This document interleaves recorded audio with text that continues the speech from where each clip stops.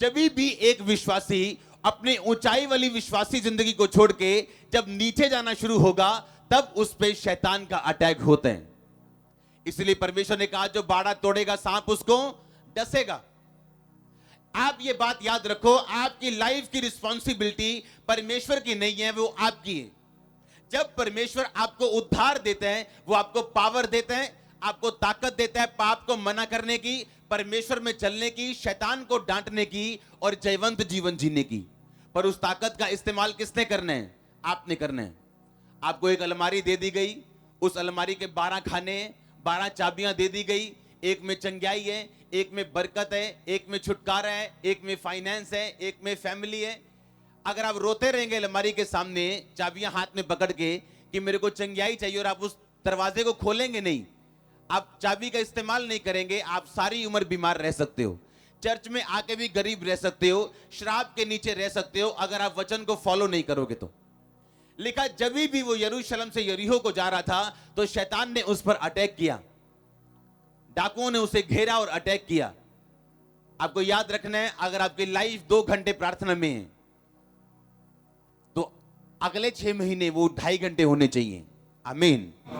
वो नीचे नहीं आनी चाहिए, आपकी फास्टिंग नीचे नहीं आनी चाहिए। शैतान का आपको दुनिया दिखाने का मकसद ये है, आपको व्यभिचार में लेके जाने का मकसद ये है कि आपकी स्पिरिचुअल लाइफ नीचे जाए ताकि वो आप पे अटैक कर सके, क्योंकि आप प्रॉमिस चाइल्ड हैं, आप वायदों की संतान हैं।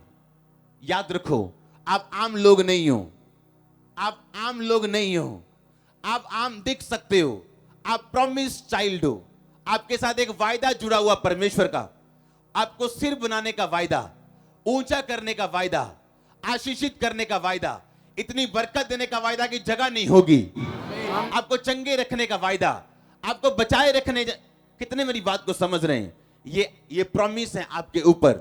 आप प्रॉमिस चाइल्ड हैं, आप वायदों की संतान हैं। परमेश्वर ने कहा इसहाक, क्योंकि तेरे फादर के साथ, अब्राहम के साथ मैंने एक प्रॉमिस किया था, उस प्रॉमिस के चलते मैं तुम्हें आशीष दूंगा। आमीन। आप अब्राहम की संतान कहलाए जाते हैं। क्यों? क्योंकि बाइबल कहती है जब आप यीशु मसीह को अपना उद्धारकर्ता ग्रहण करते हैं तो परमेश्वर यीशु मसीह अब्राहम के वंश से पैदा हुए, और हम भी अब्राहम के वंश से कहलाते हैं, जिसे परमेश्वर ने कहा था तू आशीष का मूल होगा। आमीन। आप वायदे की संतान हैं, आप शरीर की संतान नहीं, आप इस्माइल नहीं हो, आप इसहाक हो। इस्माइल शरीर से पैदा हुआ था, फ्रस्ट्रेशन से पैदा हुआ था, इंपेशेंस से पैदा हुआ था। इसहाक प्रतिज्ञा और विश्वास से पैदा हुआ था। आप शरीर से पैदा हुए थे जब माता पिता के मिलाप से पैदा हुए, पर आत्मा से पैदा हुए जिस दिन आपने बैप्टिज्म लिया और परमेश्वर को जाना। अब आप शरीर की नहीं, आत्मा की संतान हो, वायदे की संतान हो। आमीन। और एक वायदा आपके साथ जुड़ा हुआ है, आपको ग्रेट करने का वायदा, ऊंचा रखने का वायदा। दुश्मन आपकी लाइफ टाइम, जब तक आप बूढ़े हो गए प्रभु के पास नहीं जाते, आप पे कभी हावी होने ना पाएगा। लेकिन आपको यह बात ध्यान रखनी है कि वो दुश्मन तभी हावी हो पाएगा जब वो आपकी आत्मिक जिंदगी को डाउन करेगा।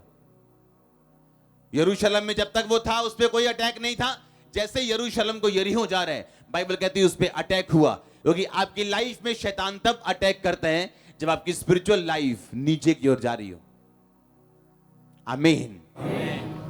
और आपको समझना चाहिए जब भी आपकी लाइफ डाउन जाए, प्रेयर कम हो, फास्टिंग कम हो, पवित्रता का लेवल कम हो, आपको समझ आना चाहिए कि शैतान की मर्जी क्या है, वो क्या करना चाहता है आपकी लाइफ में।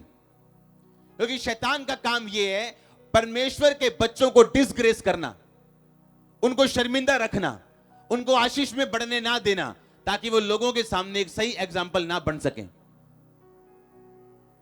और आपको मालूम है कि अगर आप चढ़ाई चढ़े, आपने प्रेयर बढ़ाई, आपने फास्टिंग बढ़ाई, बाइबल कहती प्रेरितों के काम में जब चेलों को बोला गया कि हमारी विधवाओं को याद नहीं किया जाता, तो चेले बोले लोग चुन लो। 7 लोग चुने गए जो विधवाओं के खाने का और उनके इंतजामों का ध्यान रखते थे। पर उन्होंने एक बात बोली, कहते हम तो वचन और प्रार्थना की सेवकाई में ही लगे रहेंगे। आमीन। उन्हें मालूम था ये बात कि खाना खिलाओ कोई प्रॉब्लम नहीं, कपड़े दो कोई प्रॉब्लम नहीं, पर ये हमारा मेजर काम नहीं है। हमारा मेजर काम है वचन और प्रार्थना की सेवकाई में लगे रहना, क्योंकि लोगों का उद्धार प्रार्थना और वचन की सेवकाई में लगे रहने से होगा। बाकी कामों के लिए सेवक चुने जाएं जो इन कामों को पूरा करेंगे। आमीन। आमीन। जब उनकी सेवकाई बढ़ी तभी भी उन्होंने अपनी सेवकाई को यह मौका नहीं दिया कि वो प्रार्थना और वचन में कम हो सके। हालेलुया।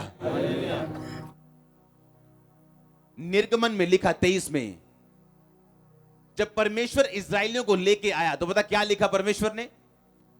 परमेश्वर ने कहा मैं आपको वचन पढ़ाऊंगा बाद में, वो पढ़ने में मजा आएगा आपको, आप ध्यान से सुनना उसको। पहली बात, आपकी स्पिरिचुअल लाइफ नीचे की बजाय कहां जानी चाहिए? ऊपर। आपकी प्रेयर का टाइम बढ़ना चाहिए, कम नहीं होना चाहिए।